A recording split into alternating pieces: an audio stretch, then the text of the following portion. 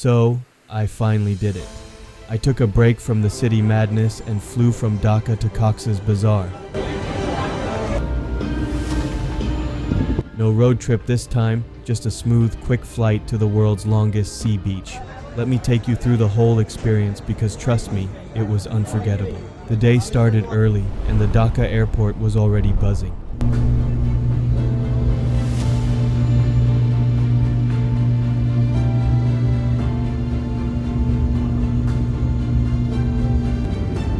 It always surprises me how alive it feels even in the morning. My flight was short, just under an hour, but that moment when the plane started to descend and you see the blue waves hugging the coast from above.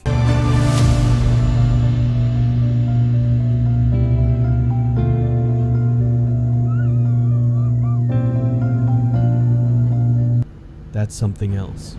The coastline looks like it never ends, and that's when you know you're in Cox's Bazar. Landing there always gives me a rush. The air smells different, salty, breezy, and clean. It's like your body immediately knows you're on vacation. Checked into the hotel quickly, kept things light, and didn't waste a minute. I wanted the beach. I needed to see the waves, feel the wind, so I walked straight to the shore. And the beach, absolutely massive. Even though I've been here before, it always feels new. You can stand there for hours and still not take it all in. The constant waves, the endless horizon, the kids flying kites, the horses trotting by, the vendors with coconuts and corn. There's something very meditative about it. You don't need music. The ocean gives you its own soundtrack. And if you sit long enough, you'll notice the beach has its own stories. Fishermen pulling nets, couples lost in conversation, lone travelers like me just soaking it all in. The next day was a big one, St. Martin's Island. Woke up early, grabbed some breakfast and headed to Teknaf. The drive there is long but scenic, green hills on one side, winding rivers on the other. It's a beautiful contrast. From Teknaf, took the ferry to the island. That boat ride itself is, but this time I tried something different. Beach cycling, and wow, what a feeling. Riding along the sand, with the waves crashing just a few feet away, wind in my face. It was pure freedom. No traffic, no honking, just the sound of nature and the rhythm of the cycle.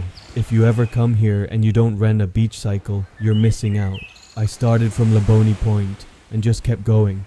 The farther you go, the quieter it gets. I ended up near Inani Beach by the afternoon, took a break, sat by a quiet spot and watched the sea. No Wi-Fi, just the sun above and the breeze around. It felt like time slowed down, the kind of peace that's hard to describe unless you've been there. Later that day, I headed to Chera Dwip, a small extension of St. Martin's you can walk to during low tide. The rocks, the crystal clear water, the silence. It's surreal. If Cox's Bazar is energetic and alive, St. Martin's is its quiet, peaceful cousin. Evenings on the island are magical. The sun sets directly over the sea, and the sky turns shades of orange and pink you didn't even know existed. I just sat there and watched it disappear into the horizon. One of those rare moments where you feel completely in the present. Back in Cox's Bazar the next day, I kept things slow. Walked through the local markets, picked up some handmade souvenirs, tried some street snacks, and then back to the beach. I just wasn't done with it yet. That evening, I rented a cycle one last time. This time I rode during sunset. The colors in the sky, the golden reflection on the waves, the wind on my face. It was the perfect way to say goodbye to Cox's Bazar. The trip reminded me that sometimes the best thing you can do is just step away, breathe, and let nature do its thing. Whether it's the sound of the waves, the quiet roads of St. Martin's, or the simple joy of cycling on sand, these are the moments that stay with you.